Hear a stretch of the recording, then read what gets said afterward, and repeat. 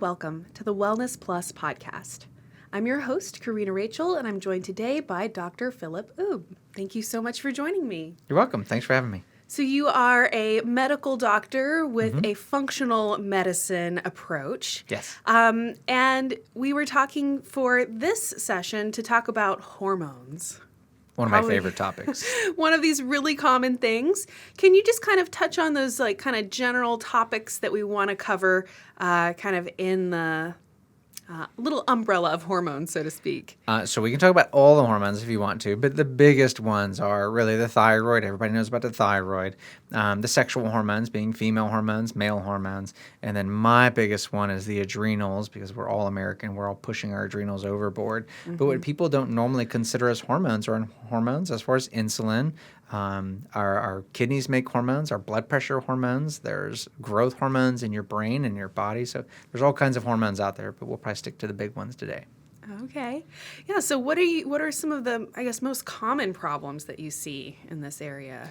I believe everyone has adrenal dysfunction if you're American. So I think number one thing, if you don't know what adrenal dysfunction means or never even heard that term, it's time to go look it up, because as most of my patients will find out when they're like, no, I don't have that. And you go, they really make that noise too. Nah, I don't have that. They go online and they start reading about adrenal dysfunction, and they'll read the boxes and they'll check them off and be like, oh my gosh, I really do have adrenal dysfunction.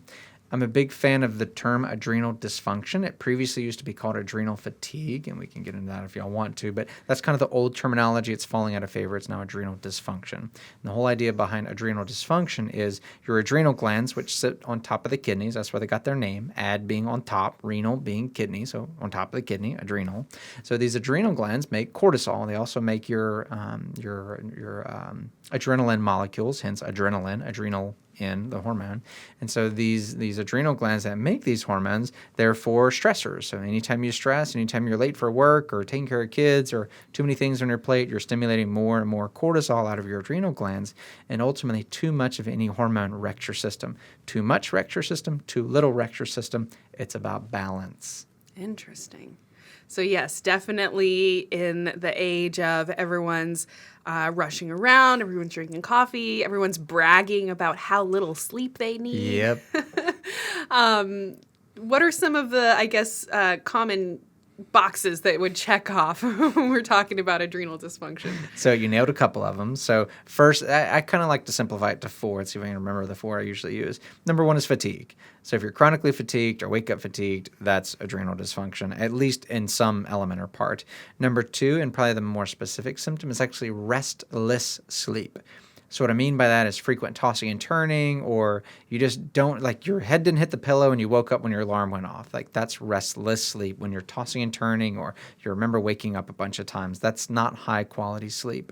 Number 3 is sugar and salt craving. And then number 4 is afternoon fatigue, that whole like 2 or 3 p.m. where you're like, where's my cup of coffee, my afternoon coffee? Those are the 4 most common symptoms of adrenal dysfunction. Interesting. So yeah, that 2 p.m. lag or whatever that's so common. I've heard a lot of people say that it's because we're eating too many carbs at lunch, having too many just imbalanced meals or whatever. Is that, do you think, one of the big factors, or? Absolutely, because hormones do not exist in a vacuum. Every hormone relies on other hormones, and our hormones are like a spider web. If you pluck one side, the other side's going to vibrate too. So yes, insulin affects adrenal function. Adrenal function affects insulin and carb cravings. So absolutely, you eat a bunch of carbs, you release a lot of insulin that changes your cortisol levels, and ultimately you feel fatigued. So you can't directly tie any one symptom to any one hormone. And the perfect example of that was when I was trying to teach myself female hormones. You women are very complicated. And you'll read a book and you see, oh, estrogen does hot flashes and night sweats and skin and hair and all this stuff. And then you go to progesterone and you're like, oh, progesterone does hot flashes and night sweats and skin and hair and all this. And you're like, but estrogen does the same thing. And it's because hormones exist in a network and they communicate together. So many times you can read about a dysfunction and always end up, oh, it's the thyroid. Like, well, the thyroid does a lot, but so does the estrogen, so does the adrenal. So hormones are all communicating, whether it's insulin, adrenal, female hormones, they're all communicating and they all affect each other. Interesting. So kind of this idea of being able to, take something on its own. So for instance, people are like, oh, and I have high estrogen, so now I'm on this like hormone replacement or whatever. Is that kind of just, it sounds like you're maybe only seeing part of the picture Absolutely. by just focusing on one single hormone. You've like strummed one of my pet peeves. So when I first started getting into functional medicine, hormone balancing, one of the common things out there is estrogen dominance. And I know it as estrogen dominance in the functional medicine world. Most people have probably heard it in the conventional medicine world. They've heard it called PCOS. They've heard it called endometriosis. They've heard it called migraines. They've heard it called hair growth on the mouth and chin, hirsutism. All those things are basically estrogen dominant symptoms. So whenever conventional medicine sees a problem, they look for a solution to that problem. So there's no drug out there to reduce estrogen, but progesterone is the seesaw to the estrogen. So if the estrogen is too high, it makes sense that, well, let's just raise the progesterone and that will balance out the estrogen. Well, that doesn't actually work because once again, all hormones are in a network and they're communicating. So when you actually push up progesterone, if the person's on adrenal overdrive, the adrenal glands steal the progesterone and turn it into cortisol, and we call that cortisol steal. So now you've taken an estrogen dominant woman estrogen dominant woman who already has too much cortisol because those two go hand in hand and has too much insulin. So you've taken that woman, given her more progesterone, which turned into more cortisol, and now you've got even more hormone disruption. Typically that hormone replacement works in the short term, and some women it really works for and that's all they needed, but they're usually the ones that are taking care of their adrenals and insulin and all that. So I do progesterone replacement. I want to make that clear. But for most women with estrogen dominant symptoms, their problem is not progesterone deficiency. You can check their progesterone levels and it will be deficient, but the problem is not progesterone deficiency. If you can reduce the estrogen levels, the progesterone levels naturally rise. And there's a lot of infertility in our world right now, and people don't know this, most people don't, but the progesterone molecule is the one that causes pregnancy or allows you to be pregnant. That's why it's named progest. Pro is for, gest is pregnancy. Progesterone, that's your pregnancy hormone. So if you do not make enough progesterone, you cannot get pregnant. It's not because you have too much estrogen. Estrogen just causes the ovulation. You ovulated, but you were unable to get pregnant because you don't have enough progesterone. So the real question that I haven't answered yet is, how do you reduce your estrogen levels? It's actually easier than you would think. Number one is insulin. Excess insulin causes excess estrogen. So you're eating too much carbs and sugar. That's stimulating your insulin production. The insulin production is messing up your gut, and we've talked about gut dysfunction a lot before. So you're increasing your insulin, and that insulin is throwing off your estrogen, and your estrogen is rising and rising. Estrogen must be detoxified by your liver when it's made, and once the liver detoxifies that estrogen, it dumps it into the bowels. Well, believe it or not, there are bacteria in your bowels that will reactivate the estrogen and put it right back in the circulation. So your ovaries made the estrogen, your liver broke down the estrogen and put it in the bowels, and then your bowels recycled it. So that's called estrogen dominance because you have too much estrogen. Moreover, many women have what's called a Comt mutation. This is an enzyme. Everybody has it. But many women, and almost every woman that I've diagnosed with estrogen dominance has a Comt mutation. This mutation slows down your estrogen detoxification process. So not only can you not break it down very quickly, but if you're eating too much carbs and sugar, you're recycling that estrogen. And so you just build up with more and more and more. The more estrogen you make, the less progesterone you make. Wow. So to fix that, go back to the root cause. Number one, eating too many carbs and sugar. So cut out the carb, sugar, processed foods. Number two, you've got bacteria recycling the estrogen. So one way to do that is to fix your microbiome. Another way to do that is something called calcium D-glucarate. So calcium D-glucarate, it's a natural substance. I actually don't remember where it's made from. I only use it in the supplement form. But calcium D-glucarate plugs up the bacteria that recycle the estrogen, so it prevents them from recycling the estrogen. Then your estrogen naturally lowers. And then you can support that Comt enzyme with something called Dim.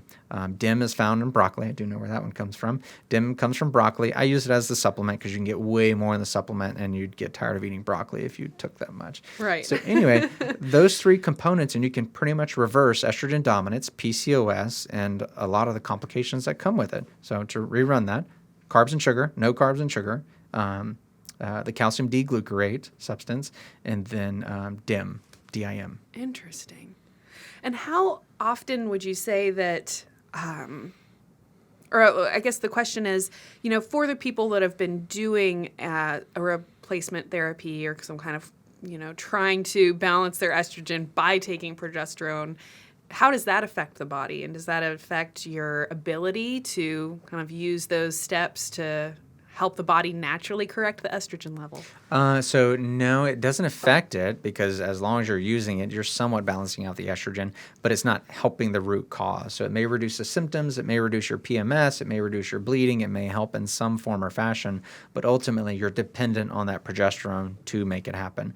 Now, if you're really on adrenal overdrive and you continue to take that progesterone, then eventually you will make more and more cortisol and you will end up with more and more problems or downstream sequelae. You can't just add a hormone to the body and expect the other hormones not to be affected. Eventually, they will be affected. Wow, very interesting. So I guess from there, what does it take us back to adrenals? Outside of somebody with the estrogen dominance, what are the other kind of factors in that adrenal dysfunction? So you can pretty much tie any symptom to adrenal dysfunction, and it's both kind of it's catch-22 because when you're sick and inflamed, then your adrenals are on overdrive trying to power the system, so you get adrenal dysfunction. Or if you're just a workaholic, working, then you're overpowering those adrenal glands, and then you end up with consequences. So it's both a chicken and an egg, so to speak, and it's hard to get out of that situation because you can't just fix the adrenal glands and expect the other stuff to get better because those consequences that you created are already consequences that those must be dealt with as well. Mm-hmm. So many times by the time we have people coming to see us, we're saying, you have adrenal problems, but that's not all. We have to fix all of these problems. To use Dr. Bredesen's metaphors, if you have 36 leaks in your roof, you can't just fix one. You're still going to get wet. Right. Very interesting. So then, so we had adrenals. We also talked about thyroid. Is it true that the adrenals and thyroid are kind of, I guess, they affect each other, but what's the relationship between them? So they lean closely together. The usual cascade of hormone imbalance, this is just a suggestion. It's not actual real life. But what we find is common is in women, the adrenal glands fail first, then the thyroid fails, then the female hormones fail. So by the time you have estrogen dominance, you also have thyroid imbalance, and you've already had adrenal dysfunction for even longer. Wow. For men, it's a little different. It's always adrenals first. So the adrenals fall first, then the testosterone falls, then the thyroid falls. So typically by the time a male is being diagnosed with thyroid dysfunction, they've had testosterone issues and adrenal issues for even longer. Wow. And then that, again, comes back to trying to get the adrenals functioning better by reducing our insulin, trying to is it necessary to completely cut carbs and sugar, or you just want to significantly cut carbs and sugar? Yeah, good question. No, you don't have to cut it completely, but if you look at the typical American diet, we're eating anywhere from 60 to 80% carbs. So at least dropping the carbs down to 40, 30% is a reasonable start. And as far as the adrenals, although diet and things matter to it, the biggest trigger is our stressors that we do every day. We Americans typically wake up and we reach over for the smartphone and we're checking our social media, we're checking our bank, we're already on. None of us took time to, I shouldn't say none of us, there are plenty of people that have a good morning routine, but we should be waking up, allowing ourselves to wake up, taking a casual breakfast, whatnot. But we typically would wake up, we go 90 miles an hour, and we don't stop until we hit the pillow, and we are working right up until we hit that pillow, and we expect to have blissful, perfect sleep, even though we've done nothing to prepare for sleep. One of the things that helps me realize how bad my adrenals can be, because I'm a culprit of the same issue, is when I have my kids. So I'm divorced. I have my kids 50% of the time. When I have my kids, by 8:30, I am ready to go to sleep. And the reason why is because the house has gotten quieter. I've turned the lights off. I'm getting the kids prepared for bed. But at the same time, I've prepared my own adrenals for bed. So many times I'm out by 8:30, 9 o'clock with the kids when I have them. Mm-hmm. When I don't have the kids, all the lights are on, the music's on, the TV's on, the computer's on, and it'll be 11 o'clock and I won't be sleepy. And it's because the adrenals are on overdrive. Interesting. So there's a lot that, just our environment, so to speak, is keeping us awake and keeping us feeling really wired. Absolutely. So we use a lot of supplements in my realm to help people deal with their adrenal dysfunctions, and it does help, but I never give someone the supplement and be like, oh, keep doing what you're doing, just take these pills, you'll be fine. No. These pills will help balance your adrenal system, but they are not the end-all be-all. If you keep cooking them, they are not going to last. So yes, they will help you repair faster, but if you're not doing anything, they're just going to keep struggling. So mainly what we're trying to convince people of, because trying to tell people to stop working just doesn't happen. We're American. So usually what we're trying to help people deal with is the perception of stress much more than the actual stressor itself. A good way to think about that is if you're in traffic, and if you live in Austin, you've got plenty of traffic, but if you're in traffic, there's kind of two ways to deal with someone when they pull out in front of your car. They pull out, everyone's fine, they pull out in front of you, you get raging mad, screaming, cussing, birds in the air, all that stuff. That's an adrenal stressor. You just created an adrenal stressor. Now, let's take that same situation and change the perception of the stressor.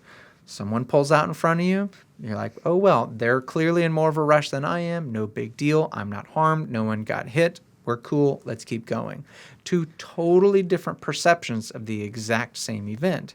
Right. One leads to adrenal destruction. The other leads to adrenal repair and recovery. Wow. So you can go throughout your life as if the building is on fire, or you can say, okay, yes, there are fires, but we're putting them out. We're moving forward logically. So the perception of the stressor matters more than the stressor itself. Interesting. And then are there any kind of other recommendations that you provide to patients for reducing their stress? I know you talked about having somewhat of a healthy morning ritual where you are kind of moving out of your slumber more slowly, having a more relaxed breakfast rather than out the door, rushing. And then at night, helping your body to get ready for sleep by things like turning off the lights or off the TV. I know for myself, if I am sitting in front of the TV, I will stay up way later than if I have the TV off. I don't know what it is about it, but it definitely keeps you awake. It keeps you wired. Yep. So things like turning off, televisions and, to whatever extent you can, your computers, your blue light emitting devices or whatever. Are there any other things people can do on a daily basis, so to speak, to keep the adrenals from constantly firing all the time? Yeah, rituals are the big thing, and timing is the big thing. So our adrenals are set to fire with the sun rising and the sun going down. So if your timing, so shift workers have it the worst. A shift worker will never sleep on time because anytime you're shifting the time you're sleeping and the time you're awakening, it totally screws up the adrenal glands. And if you ever look at one of those people, their cortisol levels are just flat. They're either too high, flat, too low, flat, or even if they're normal, it's never supposed to be flat. Your cortisol is supposed to be high in the morning, low in the evenings, and that's what tells you to be awake. That's what tells you to go to sleep. So if you really think about what you should be doing to take care of your adrenals, think about the day before electricity. The sun rose, that woke you up. The sun started going down. You couldn't hunt, you couldn't gather, you couldn't do anything, so you might as well go to your cave and chill out. There was no TV, there was no phones, there was no lights. So not that we have to be like cavemen at all times, but if you're ever struggling with something, if you're struggling to have good sleep, if you're struggling to be awake when you are actually awake, then it's time to go back to our roots and say, what am I doing wrong? What can I do better? People think that sleep should just happen whenever you lay down, but they forget that the actual thing that onsets sleep is melatonin. Melatonin does not come from a bottle. Yes, you can take melatonin. Yes, it may help with sleep, but melatonin comes from the absence of light. There's no presence of darkness. You can't stimulate darkness. The absence of light is what allows melatonin to be produced by the brain. So if there's any light at all, you've disrupted your melatonin production and you will not go to sleep. And that presence of darkness or absence of light starts an hour or more before bedtime. So you can't have the light screaming on, and even if you're doing blue emitters or whatever, or blue blockers, you can't just expect to go 90 miles an hour and then hit the pillow and go to sleep. The lights need to be dimming with the sun, and they need to be going as many of them out as possible. And nowadays with TV quality and things, there's a lot of light coming from the TV, and that's what prevents you from going to sleep. Not to mention TV is very activating to the brain. So yes, disrupting sleep only makes the adrenal problem that much worse. Interesting. So how do the adrenals affect the thyroid then? So we've talked about that already. Men go from adrenals to testosterone to thyroid. Women go adrenals to thyroid to female hormones. And so the reason why all hormones are connected, like the spider web we talked about. So the main way the adrenals affect the thyroid is when the adrenals are overfiring, when your body's producing too much cortisol, that is a stressed state. The thyroid is the gas pedal for the human body. So the more thyroid around, the harder you're pushing on the gas pedal. Well, when the body's in a stressed state, guess what? It's saying, hey, this is not good. We're either famine or something's attacking us, something ain't right. Don't push the gas pedal. Don't burn our resources. Hold on to our resources. So when the adrenals are overfiring or underfiring, remember, too much of a hormone, too low of a hormone can cause the same effects. So when the adrenal glands are dysfunctional, that's why I prefer that term. When the adrenal glands are dysfunctional, it's affecting the thyroid in a couple ways. Number one, it suppresses the production of thyroid hormone. And the way it does that is the cortisol goes to the brain and says we're under stress. The brain stops asking for thyroid. So this is where conventional medicine doctors kind of get stuck. You can get a perfectly normal TSH back from your lab, and then your doctor will say, oh, you're perfectly fine. Your thyroid's fine. Look at your number. And you're like, wow, but I feel all the symptoms of low thyroid. Well, your brain has the choice to not ask for thyroid. So your TSH is the brain asking for more thyroid. If your brain is sick and your brain is stressed, it will not be asking for more thyroid. This is actually a conventional medical term that we know about. We call it sick euthyroid, EU thyroid. This is what happens in the ICU when someone's really sick. Their thyroid levels are really suppressed, but their TSH is perfectly normal. That's because the brain is so sick, it's saying, don't press the gas pedal no matter what you do. We can't handle anything. So your TSH is a terrible marker of actual thyroid production. So the adrenals suppress the TSH production. When the TSH is reduced, your thyroid doesn't have any demand for thyroid hormone, so it just stops producing it. Not only that, but it goes a step further. When the little bit of thyroid hormone that is being produced by the thyroid, the adrenal glands and inflammation cause the T4 to be broken down into reverse T3. So just to run that cascade down again, the brain releases TSH, the TSH goes to the thyroid primarily releases T4.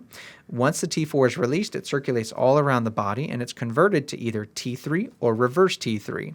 If the body is healthy, happy, plenty of nutrients, everything's all good, the body converts T4 into T3. And by the body, I mean the tissues, the liver, the lungs, the kidneys, the brain, everything can convert T4 to T3. Wow. It's the organs' ways of communicating with each other. If the liver's throwing a party and it's like, hey, everything's good, y'all join up at the party, I'm going to make some T3. But if the kidneys are under attack for whatever reason, maybe you have an autoimmune problem attacking the kidneys are going to make reverse T3 instead. So the liver's partying, but the kidney's saying, you got to shut the party down because I can't handle it.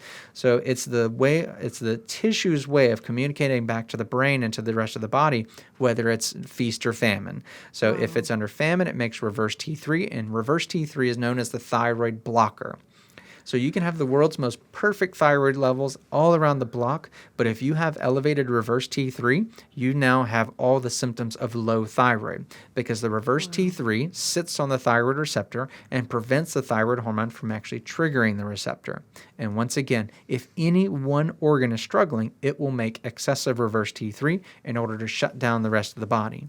The primary organ that makes reverse T3 is the liver, although I want to make sure everyone knows that any organ can technically make reverse T3. Wow. That was a long answer. No, and I'm interested to know, so when they do the kind of, thyroid screening in a conventional setting, and they come back and they're usually looking at like T4, TSH, T3, are they really getting a full picture of all of that? Because it sounds much more complex than just, oh, your TSH is high, or oh, this is low. Mm-hmm. Yeah, unfortunately, the thyroid levels are fairly complicated, but once you really understand the biochemistry behind it and what each hormone is telling you, they make perfect sense. So to run the test, all you need to do a complete hormone panel, in my mind, is 4 hormones, and you can take this to the bank. This is the only ones I run on all my patients, and I run it every time I check their thyroid. So it's TSH, it's free T4, not thyroxine, not total T4, not total T4 uptake, free T4. So to start over, TSH, free T4, free T3, and reverse T3. That's the only 4 hormones you need in order to get a good picture. If the TSH is normal, that's just telling you the brain's not asking for more thyroid. If the T4 is normal, that tells you that the thyroid is making enough T4. If the T3, the active T3, is too low, that's telling you the body's not activating the T4. If the reverse T3 is too high, that tells you that some organ is in trouble and it's blocking the thyroid. So my typical reference ranges, at least in America, it's different out of the country, but TSH I want between 1 and 2, free T4 I want over 1.1, free T3 I want over 3.2, and reverse T3 I want under 14. And based on which one is abnormal is how I treat the patient. Majority of the times when I'm seeing someone, they're autoimmune, they're inflamed, the reverse T3 is high, and I'm not touching their thyroid hormone, even though they could use it. I don't treat with thyroid hormone because in the beginning usually, because by repairing the body, the thyroid repairs itself, and then they don't need thyroid hormone the rest of their life. Interesting. And then if you start giving the body something and it stops producing it on its own, that doesn't happen with the thyroid. Oh. So many people that when they start taking thyroid hormone, they're told that they're going to have to take it the rest of their life. That's partially true, especially if you don't treat the root cause. If you don't ever fix the root cause, you're going to take that medicine the rest of your life because the root cause is still there. So if it's adrenal dysfunction, you fix the adrenal dysfunction, boom, you're fixed. But usually if you have low thyroid, you've got a autoimmune condition. The two reasons to have low thyroid production from the actual thyroid gland. So if your T4 is low, i.e. if you're taking Synthroid, which is T4 only, if you're taking Synthroid only or have low T4 and high TSH, is because your thyroid can't make hormone. The two main reasons to not make thyroid hormone is one, your thyroid has been destroyed by your immune system. Your immune system is really good at what it does. So if you have an autoimmune condition known as Hashimoto's, where you have anti-TPO antibodies or anti-TG thyroglobulin antibodies, you are destroying your thyroid. If you destroy your thyroid, it can't make any hormone, and now you must take thyroid replacement the rest of your life. In general, it doesn't take that much thyroid to actually have a fully functioning thyroid. So as long as you have some thyroid left, you can eventually come off of the thyroid hormone. So number one reason to have low thyroid, so anyone on thyroid replacement, they almost always have an autoimmune condition, whether they know it or not. Most of the time they don't know because their doctor never tested. So that would be the fifth lab that I would run on all my patients. Fifth and sixth is the anti-TPO and anti-TG labs. And if those are positive, you have the autoimmune condition, and that needs to be reversed. And so the two reasons, I keep forgetting to answer the question, the two reasons to have low thyroid, one, you have an autoimmune condition. Number two, you have toxicity. So this is not so crazy functional medicine doctor to have toxicity that suppresses the thyroid gland. It's well known, even in conventional medicine, I was taught it in medical school, that there are certain chemicals and compounds that cause the thyroid to be suppressed. In fact, that's one of the ways we came up with the drugs for Graves' disease. So Graves' disease is one of the autoimmune conditions that causes high thyroid. The main only reason to have high thyroid is because of an autoimmune condition called Graves' disease. And so when you have Graves' disease, you're producing too much thyroid hormone. So you're given these drugs that block the thyroid from producing those. Well, how did we discover that drug? Well, we found out it was a chemical toxicity and it was causing low thyroid in people. So then we use it in high thyroid people. Wow. Jet fuel is a known toxin to decrease people's thyroid. That and pesticides. So if you live in a farm, if you live near an airport, or if you live somewhere crop dusting, and you have low thyroid, you can pretty much blame it on the pesticides and or the jet fuel. Interesting. And you probably have an autoimmune component as well. Can you, so in the previous podcast, you explained autoimmunity. Can you just kind of go over that again here? Because that was fascinating. The short version, right? Whichever. Okay, so if you have an autoimmune condition, and I don't care which autoimmune condition it is, you have leaky gut. And so the idea behind leaky gut, if you've never heard of it, you must Google it and start researching it. Because if you have an autoimmune condition, the only thing you basically need to fix is leaky gut. If you can fix your leaky gut, your autoimmune condition will go away. Your immune system never wanted to attack itself. So why is it attacking itself? It's attacking itself because it's confused. The reason it's confused is because something is going on in the bowels where the majority of our immune system lives. And when it's living down there, if there's inflammation, if there's something leaking through the cracks, then you're going to have an autoimmune trigger towards whatever it is you're reacting to. So to go backwards a little bit, all autoimmunity is triggered by leaky gut. So what is leaky gut? If you think of your skin as a barrier, if you jump in a swimming pool, to use the same analogy, if you jump in a swimming pool, you do not become a swimming pool because your skin prevents the swimming pool from entering you, and it prevents you from entering the swimming pool. So you are separate from the swimming pool. Same thing as if you rub a paperclip over your skin. The paperclip does not enter you. You do not have an inflammatory reaction to that paperclip unless you disrupt your barrier.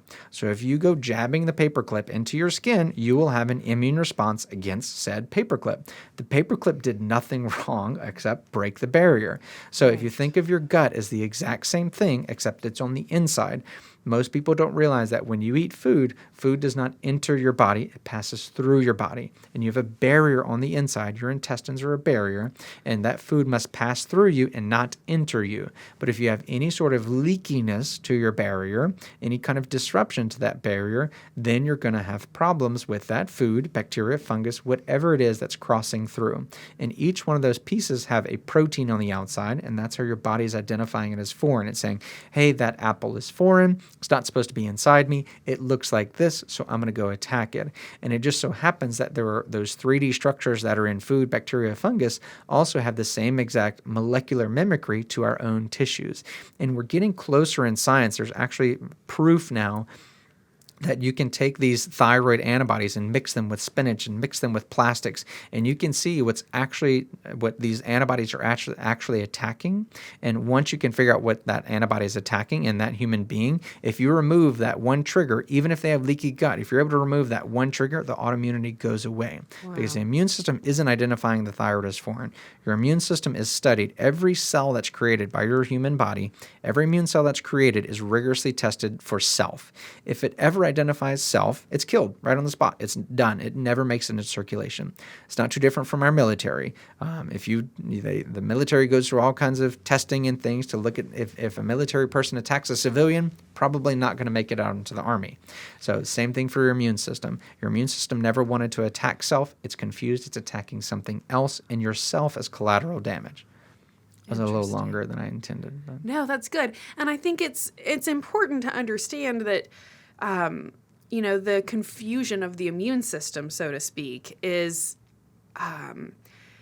all comes back down to those like basic molecular shapes or whatever. So I think what you had said in the previous one that kind of stuck with me is, if you, the body's like identifying something as the bad guy, and then it kind of like sends out the all points bulletin to the rest of the body. Hey, look out for this guy. He's got this molecular structure.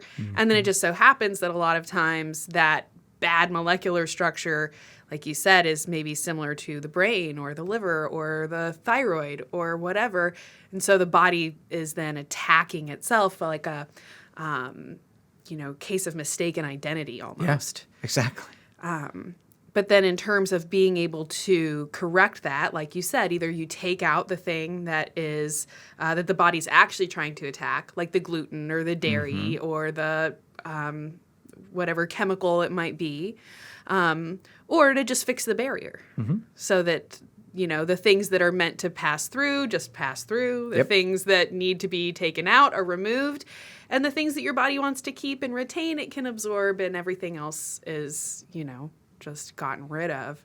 Well said. Getting back to that idea of the mimicry, is that kind of when you hear the term like oestrogenic things that...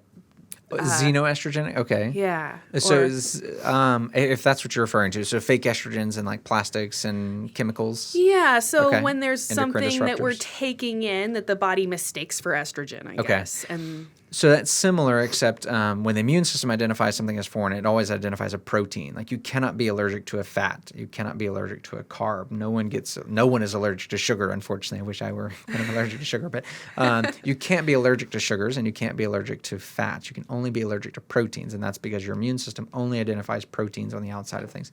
That statement may not be 100% true, but as far as I know, that's the general idea. So when you're talking about xenoestrogens and mistaken identity, same idea, but different compound. So the estrogens that our body makes are actually fat soluble. They're cholesterol molecules. Estrogen, testosterone, progesterone, cortisol are all cholesterol molecules, and so they're fatty molecules. So when your body struggles the most with getting rid of fatty agents like plastics and nothing's coming to mind, glyphosate, Roundup, all of that stuff. And so the reason why it struggles to get rid of it is because fat likes to stick to fat, water likes to stick to water. So it's really easy to eliminate water-soluble toxins because you just pee them out. You can sweat them out. You can drool them out. They're pretty easy to get out of the body. Fat-soluble ones like to stick to our own fatty cells, our fatty tissue, our brain. Our brain is 60% fat, our cell membranes. Everything that's fatty, those things like to stick to. So in order for the liver to get rid of it, it has to make it water-soluble. And that's through the detoxification process to make it water soluble. Or if it's fat soluble, it's going to keep it fat soluble and dump it in the bile. And that's how you ultimately can get rid of it. But the xenoestrogens, the fake estrogens in our body, apparently also called oestrogens, these are, we don't know why so many chemicals and toxins act like estrogens, why they don't act like testosterone and everyone's bulky and happy and sexual. I don't know. But most of them act like estrogens. And so, these estrogens start affecting our brain because the brain doesn't know what is a real estrogen and what is a fake estrogen. It's just got a receptor for estrogen. So anything that tickles it, it says there's estrogen. Yeah. And so that's one of the main causes for low testosterone, I believe, is the too many fake estrogens in our body. And you may not know this, that men were born women and then they converted to men in utero. And so our brain is not designed to detect testosterone in the bloodstream. It's designed to detect estrogen in the bloodstream. Testosterone is naturally converted to estrogen. So if the estrogen levels are high, the brain thinks the testosterone level is high, so it stops asking for it. Oh. So as men get more and more toxic, their estrogen levels build up, so they stop asking for testosterone, and then the testosterone levels slowly decline. That's why it's not like a menopause. That's a common term now, menopause. There's no such thing as menopause. It's a common cool thing to get your testosterone checked, but if your testosterone is low, it didn't happen overnight. It's been slowly decreasing. And the two reasons, I believe, the two main reasons to have it, I'll throw in a third. Number one is the toxin issue. Number two is adrenal stress. It makes sense that if we're Paleolithic men and we are all in a cave, the one that's the most stressed should not be sexually reproducing. We don't want his genes to keep going. So someone that's under adrenal stress for their whole life, their testosterone is going to be lower because ultimately our DNA says if you're stressed, you don't want to be reproducing. And then number three is inflammation. Wow. Inflammation and low testosterone go hand in hand. So that's the easy one. Interesting. It's interesting in that little analogy, too, that a lot of times what are the unfavorable symptoms for us is actually happening because of the body's own survival mechanism. Yeah. Like in that case that you have like low, sex drive or whatever, because actually your body's trying to protect you in knowing that if you're super stressed and something's going crazy and there's a bear chasing you, now is not the time for you to be sexually active. Right.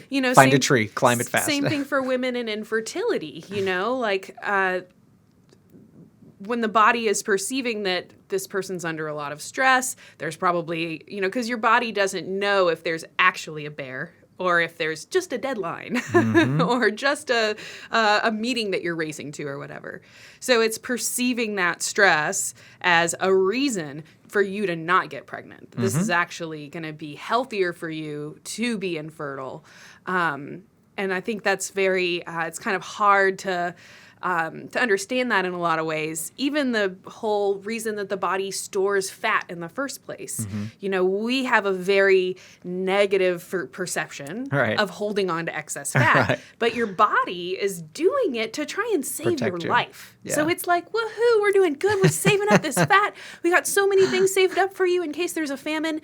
And then meanwhile, we're sitting there going like, I hate you, body. Why are you doing this? So there's like this great disconnect between and I think that's one of the reasons why functional medicine is so powerful, because it kind of helps you get into that mind space to understand why the body's doing what it's doing. And a lot of times those unpleasant symptoms are actually there because your body's trying to do something for your survival or whatever, and that can feel very confusing, I think. It's systems-based biology. So if you've got a problem, we're going to look at all the systems and why those systems are affected. It's another issue with our fragmented medical society. So if you go to a GP with fatigue, he might think one thing. If you go to your GYN with fatigue, they're going to think female hormones. If you go to a neurologist with fatigue, well, they're going to think brain inflammation. So with our fragmented medical society, depending on who you see is what they're going to treat. To a hammer, everything looks like a nail. It doesn't matter if it's a screw. It's going to just hammer it. So if your only tools are neurology tools, your only tools are OBGYN tools, you're going to stick with those tools instead of looking at the whole system. Every doctor should be a general practitioner with a special set of tools to be a neurologist or a GYN. But that's not what's happened. What's happened in our society is we have GPs, general practitioners, and they send a specialist, and those specialists don't really look into a lot of other fields because they don't need to, and it's really harming people. Interesting. And we talked about that in the previous podcast as well, kind of that whole kind of phenomenon of, trying to isolate things and remove all the confounding factors. And then, unfortunately, that's just not realistic. It's not life. Because no one is only eating turmeric or only eating this thing or whatever. We're not rats in a cage. Yeah, we're not rats in a cage. Everything has to work together. So we talked a lot about adrenals, a lot about thyroid. Is there anything else about thyroid that you want to mention? I could probably talk for hours on thyroid, but I think the main thing is that if you're taking thyroid hormone, it's time to investigate the root cause of the thyroid hormone, why you need it. Do you have an autoimmune condition? Do you have a toxin issue? And so once you get to the root cause, then maybe you can get off of it. Frequently, by the time people end up on thyroid replacement, they've destroyed a significant amount of their thyroid. So generally when patients come to see me, I tell them, I want your expectation to be that you will take this the rest of your life. And if you get off it, great. That's just a win in our court, but you may have to. Interesting. And then you had mentioned that high TSH tends to be autoimmune. Can you speak on that a little bit more? So there's not really any reason for the thyroid to ever underproduce. The thyroid is a very unique gland. Every gland in the human body that makes hormones on demand, except the thyroid. So the thyroid is the only one that makes this glob of thyroid hormone called thyroglobulin. And this thyroglobulin is excessive amounts of thyroid hormone. And when the body asks for more thyroid, when the brain, I should say, asks for more thyroid, it sends a message from the brain down to the thyroid, and thyroid goes, okay, the body wants more thyroid. So it just goes tink, knocks a piece off and sends it into circulation. There's still a ton of thyroid hormone in there ready to go at any moment. That's the only reason why we can take a pig's thyroid gland, porcine thyroid, and give it to a human being and have that as a thyroid replacement. There's no other gland in the human body that you can grind up dry and give to a human and get that hormone replacement. We used to believe that were possible. So if you look back in history, you'll see ground up testicles and ovaries and all kinds of stuff injected into people in order to boost their hormones and stuff. But none of it actually works, only the thyroid. So the thyroid always has plenty of thyroid hormone at its disposal. So if the brain is releasing excess TSH, if the level is over 2, the brain is asking for a lot more thyroid. Why is the thyroid not delivering? There's plenty in storage. It's kind of like having a lot in your savings account and your checking accounts being overdrafted. You're like, there's plenty in the savings account. Just take it out. So if the thyroid is underproducing hormone, there's a reason, and it's usually toxins or autoimmunity. Interesting.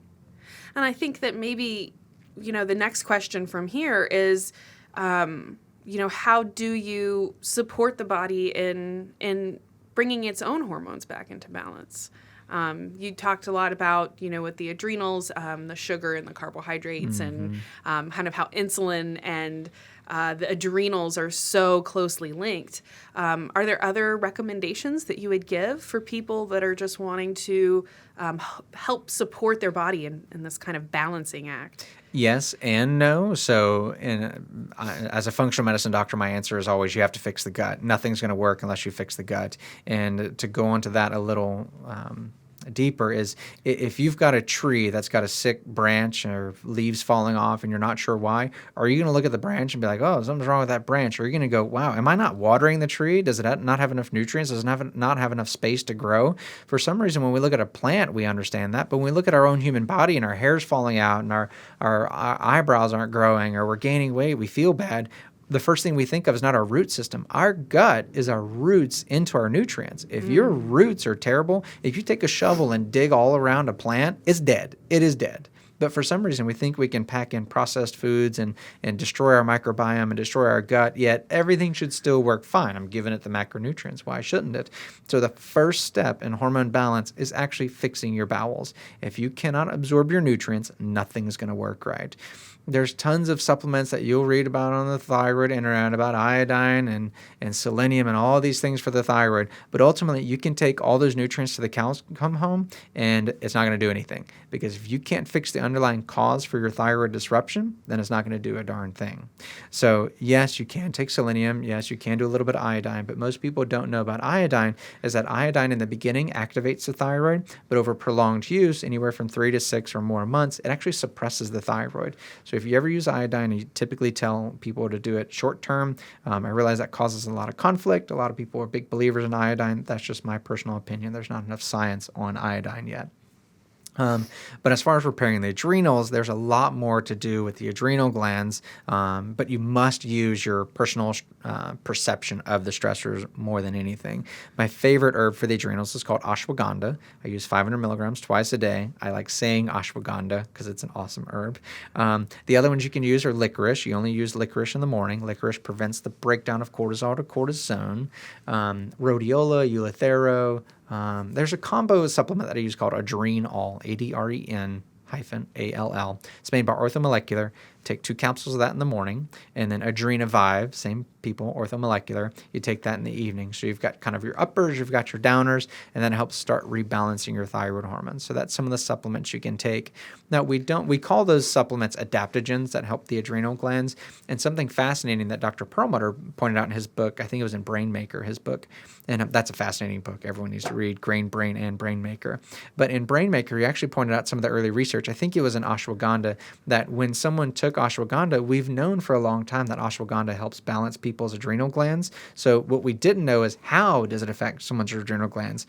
It turns out that someone somewhere really smarter than me was able to prove that by swallowing ashwagandha, it actually fed a specific microbe, a specific bacteria, which made compounds that actually balanced our adrenal gland. So the ashwagandha didn't do anything for the adrenal gland. It was actually the ashwagandha fed a bacteria which balanced our adrenal gland. So if that doesn't give you the idea that your microbiome is in control of your body, not sure what will. So I don't doubt that over time, we will slowly find out that it's not about absorbing curcumin. It's about curcumin stimulating this microbe, which stimulates this and that. So we just don't know how much of it is actually changing our microbiome, which is then affecting us instead of the actual compound itself. Interesting. Got off on a little tangent there. No, but that's so important too. And I think that I think by now most people are familiar with, like, we have good bacteria and bad bacteria in the gut, and that our processed foods and alcohol and sugar kind of contribute to that overgrowth of those harmful bacteria. But I think really having an appreciation for not only how important all of those good bacteria are, but all of the problems that can result when those good bacteria aren't functioning. I've used the analogy before of, like, if you've got, 2 different armies, and this army is, way bigger than the other, and the army that's there to try and defend you is dwindling, you can understand how that would create problems. Yeah. That's, of course, a big oversimplification, but I think for people to really be able to just appreciate the role of the microbiome. So yeah, your bacteria, your yeast, all of these different things that we really don't think about, and that people, we don't get necessarily tested for those types of things. Nope. But we can. There is testing for it nowadays, and many people don't know that. There's organic acids testing, there's GI effects, there's comprehensive CDSA, I forget what that stands for.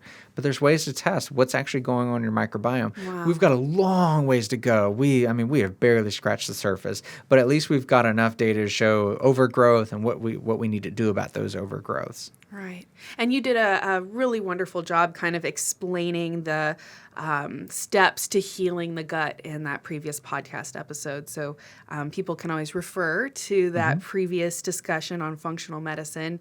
Because, you really did a great job of kind of discussing how you can heal the gut and help to repair all of those different, not only the barrier, but restoring the microbiome to the state that it really needs to be in. In terms of hormone issues, a lot of people that are just, that kind of associate that mood is the main thing that's going to be affected by your hormones.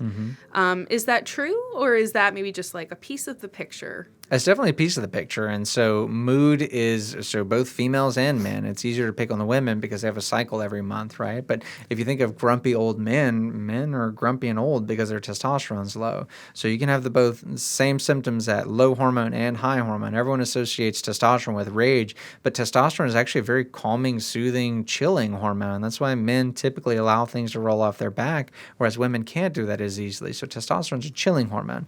Now, testosterone at excess definitely makes you rage. Testosterone at deficiency makes you irritable and grumpy. So the hormone balance is the most important part. Wow. Now, the other issue that goes along with women per se is that the hormone shift matters more than the hormone level itself. So, for instance, when you're going through your menstrual cycle every month, your estrogen rises, your estrogen falls. The higher something goes, the lower it must fall. That shift is actually what creates the mood disruption. So if you're having estrogen dominance, which we talked about earlier in the podcast, the higher that estrogen goes and the further it falls is what causes the PMS symptoms. Wow. The higher the estrogen goes, the more you bleed, the more cramping you have. So the way to balance the mood isn't anything wrong with the mood. It's to prevent the estrogen from going high enough. And also when the estrogen goes that high, you also need the progesterone to balance it down. And that's what keeps the mood balanced. So for women, it's a little more complicated. For men, if the testosterone is low, you just fix the testosterone. Now, I'm not a big fan of testosterone replacement for life. I'm a big fan of use it temporarily, fix the underlying problem, take the man off of testosterone replacement. So mood's a big deal. And we have loved ones and children and spouses, and they deserve to have the best version of us. Right. And it's not, if it's the hormone's fault, then get to the root cause of the hormone. Don't just live with someone that's grumpy and irritable and ignoring the problem. Right. Can we talk about some of the exogenous endocrine disruptors? So the things in our foods or cosmetics. Oh, the cosmetics is such a big one, and it's really easy for me to turn a blind eye to because I don't use any cosmetics, but that is a big deal. Women are putting tons of makeup on. I don't mean tons of makeup like it's a bad thing. I mean like tons of products on their skin every day. Women like to smell good, all those things, and we are putting numerous amounts of toxins, endocrine disruptors, and all kinds of things on our body. I just finished telling you that the skin is an excellent barrier. The skin is an excellent barrier against hydrophilic, so water-soluble things. The toxins that we struggle to get rid of, once again, are fat-soluble. So all these lotions and creams and cosmetics, they're designed to stay on your body so that they don't fall off and they last a long time. So in order to do that, they have to be fat-soluble. Well, anything that's fat-soluble ends up dissolving into your skin really easily. And so all these chemicals and cosmetics that women are putting on their skin are disrupting their hormones and causing some of the very problems they're suffering from. Mm-hmm. The infertility rates in our country are rising, and they're quite scary. And it's young, healthy people that are now infertile. And to think that the cosmetics they're putting on their skin is part of the problem is kind of scary. Definitely. Well, I think the hard part for people is getting a realistic idea of like really how many things we're putting on our skin. Because if you start listing them out, and it's like your soap, your shampoo, your conditioner, your lotion, that's it your for me. oils, I'm done. You're still going. I'm done. But like you said, for women, it's, then you've got like a deodorant, you've got some kind of perfume, you've got, in terms of makeup, I mean, it can be all kinds of different things. Big, broad gamut in terms of how much makeup people wear, how often people are wearing it, But I think the biggest thing, and, you'll hear this over and over, oh, well, it's such a minuscule amount. Oh, no, not over a lifetime. Such a minuscule amount. And you have to just kind of, think, well, yes, but if you're exposing yourself to that every single day, and then especially with these things like lotions or soaps or whatever that, are kind of like being put on our entire body, your entire, like you said, absorbing system of our skin, that there's this, accumulative effect that really can't be seen, like how much do we actually accumulate?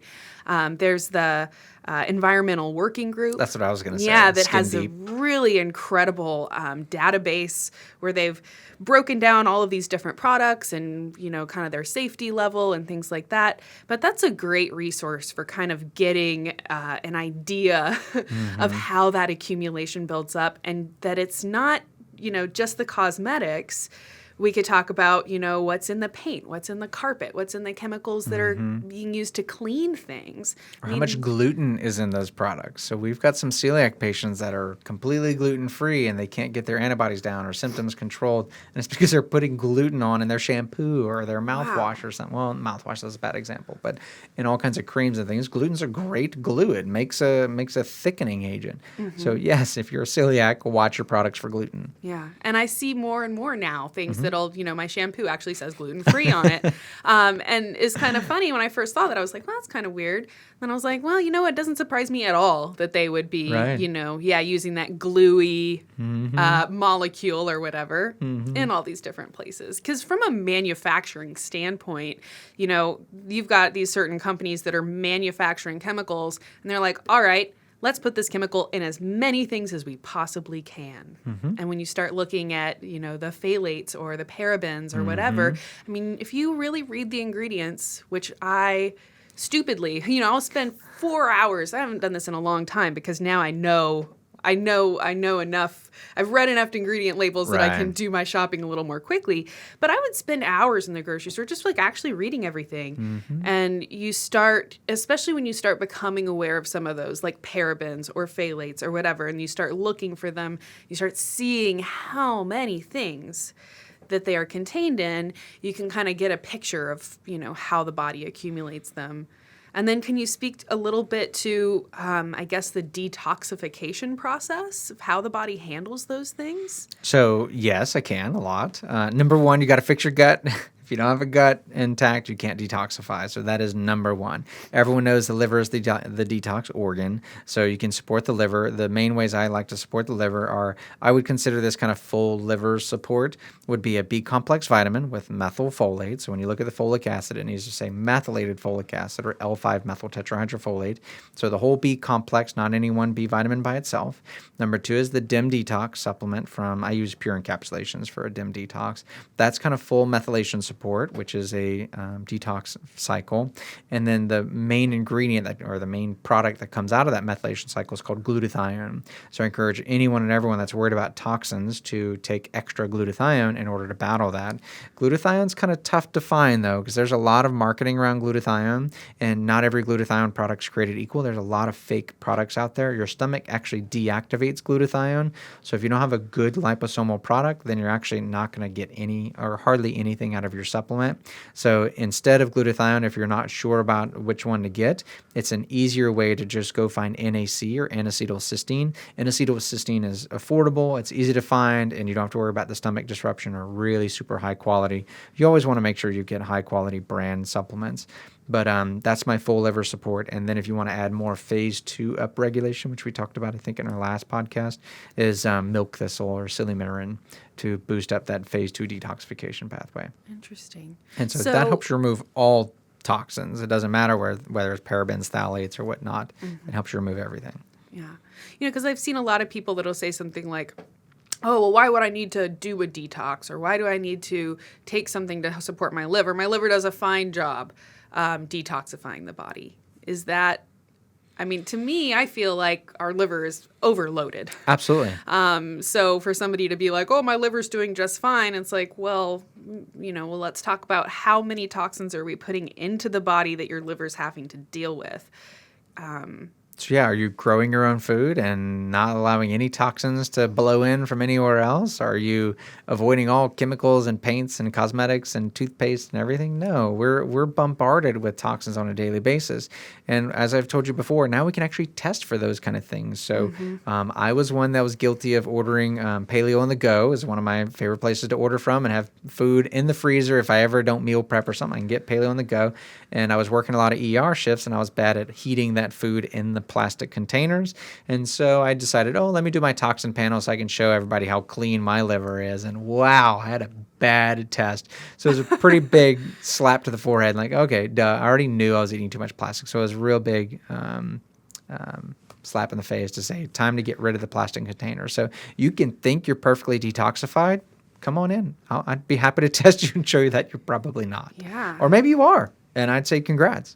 Man, I would be really interested to see where I fall, but I'm sure that I'm sure that as much as I try to eat clean and try to do all the things, I mean, I'm wearing makeup right now. Try to wear the natural makeup or whatever, but it's like, I think maybe the take-home message is just that, no matter how much we do, there's so much unseen. I mean, even if you were doing all the natural things, if you walk into a building, I mean, there's formaldehyde in the carpet, and it's probably in the paint, and then who even knows what other chemicals you're surrounded with.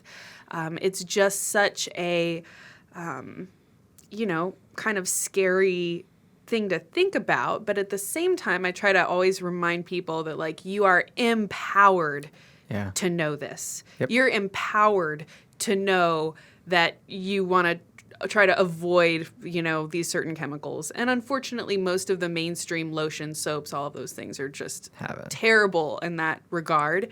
But I feel empowered and I feel fortunate to know that, I'm going to spend a little bit of extra money to get the one that's more natural. Or you can either spend it now and spend it ongoing, or you can wait till you're sick. And if you think healthcare is cheap, look at Autoimmunity and how much those drugs cost.